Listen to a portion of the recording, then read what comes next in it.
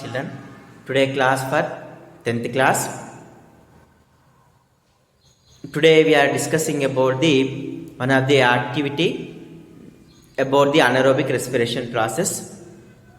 What is the activity name is nothing but to prove that heat and carbon dioxide is liberated during anaerobic respiration process. What?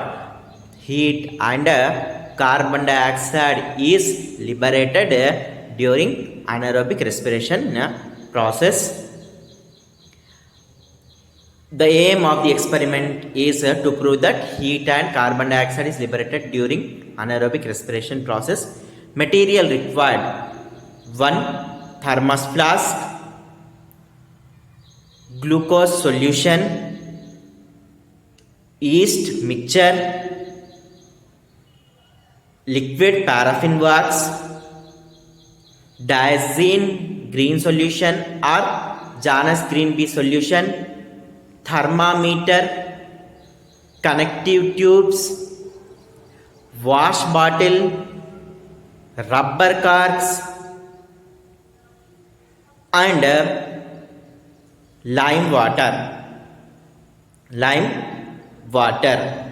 Okay. Next procedure: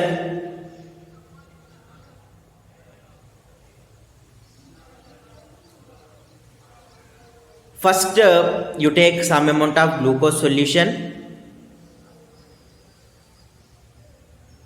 and heat the glucose solution for a short period of time, and heat the glucose solution for short period of time.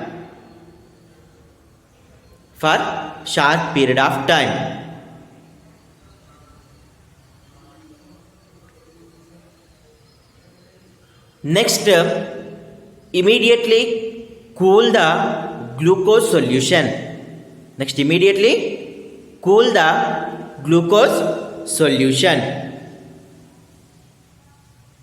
Now take the thermos flask. You know about the thermos flask. So that is used to maintain heatness of the particular materials. Okay. Take one thermos flask and fill it with some amount of boiled and cooled glucose solution. Boiled and cooled glucose solution. Now put some yeast mixture in it. Now put some yeast mixture in it. So what is the yeast? Means nothing but yeast is one type of fungi. All fungal species are multicellular. Means nothing but they are made up of with more than one cell, except yeast. Yeast is a one type of unicellular fungi. Normally we observe the yeast fungi on the skins of the sweet fruits. Sweet fruits means nothing but on the peels of sweet fruits, either it may be mango, grapes, etc. Okay. So put some amount of yeast mixture in glucose solution. Then pour 1-inch layer of liquid paraffin wax over the glucose solution. Okay, and pour near about 1-inch layer of liquid paraffin. Okay, and pour 1-inch layer of liquid paraffin over the glucose solution. So why we are pouring 1-inch layer of liquid paraffin wax over the glucose solution? Means nothing but to prevent the oxygen supply to the glucose solution. If the oxygen is supplied, then yeast undergo aerobic respiration. So that's why to prevent or to cut the oxygen supply, we are pouring the liquid paraffin wax. Next, even you have doubt whether oxygen is supplied or not, you have to check with the diazine green or Janus green B solution. Diazine green B or Janus green B solution. Next up, place a thermometer in a thermos flask and connect the thermos flask to the wash bottle that is filled with lime water solution. Okay, connect the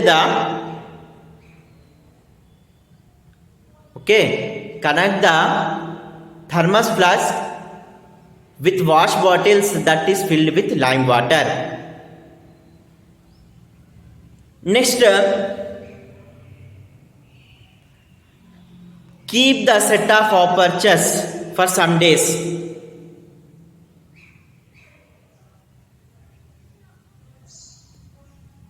We would observe that there is increasing in the reading of thermometer. The thermometer reading shows more than 37 degrees Celsius. Thermometer reading shows more than the 37 degrees Celsius.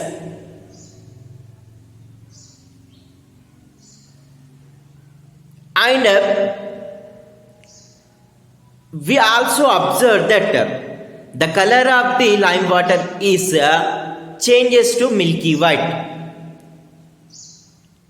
Result, increasing in the thermometer reading indicates that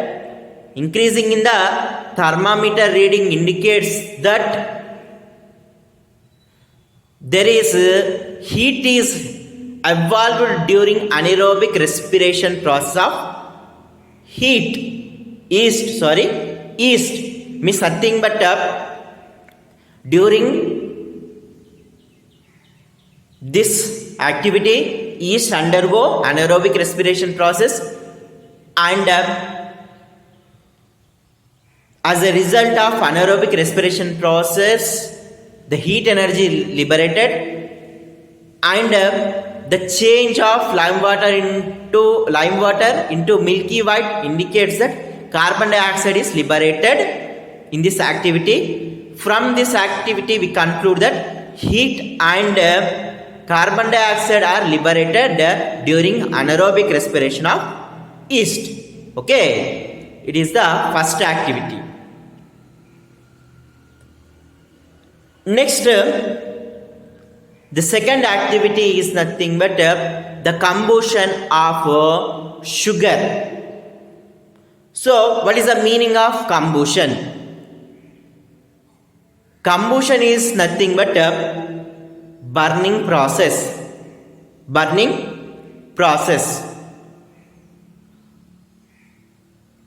Normally when you burn any wood material, at the time we observe that a large amount of heat energy is liberated. Yes or not? Yes. So same type of combustion process is always carried out in our body cells. Okay, same type of combustion process is carried out in our body cells. So let us observe the activity combustion of sugar.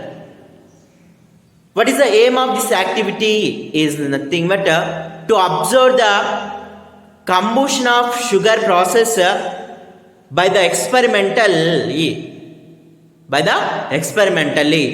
Aim to observe the combustion of sugar process experimentally.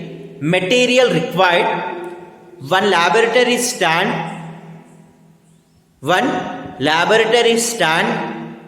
spirit lamp,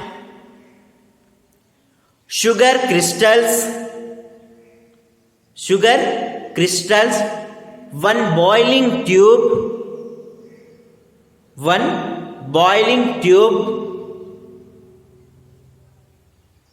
rubber cork, connecting tube, a small test tube, lime water. So these are the main material required to perform this activity. Procedure: first you take one boiling tube or a test tube and take some amount of sugar in the boiling tube. Close the mouth of the boiling tube with a single hole rubber cork. Fix this boiling tube to the laboratory stand. Fix this boiling tube to the laboratory stand. Next, connect the boiling tube to the one test tube that is filled with the lime water. Now supply some amount of heat energy.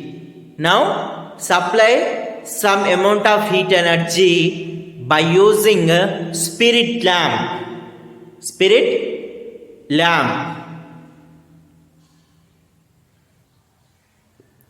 After some time, we observe that the sugar is converted into black, and when the sugar material is turns to black, at the time some gases are released. These gases are passed to the connecting tube and finally mix with the lime water that is present in the small test tube. And we also observe that this gas changes the color of the lime water into milky white. Result: from this activity, we conclude that during combustion of sugar, carbon dioxide gas is liberated, and this gas turns the color of the lime water into milky white. It confirms that carbon dioxide is liberated during the combustion of sugar process.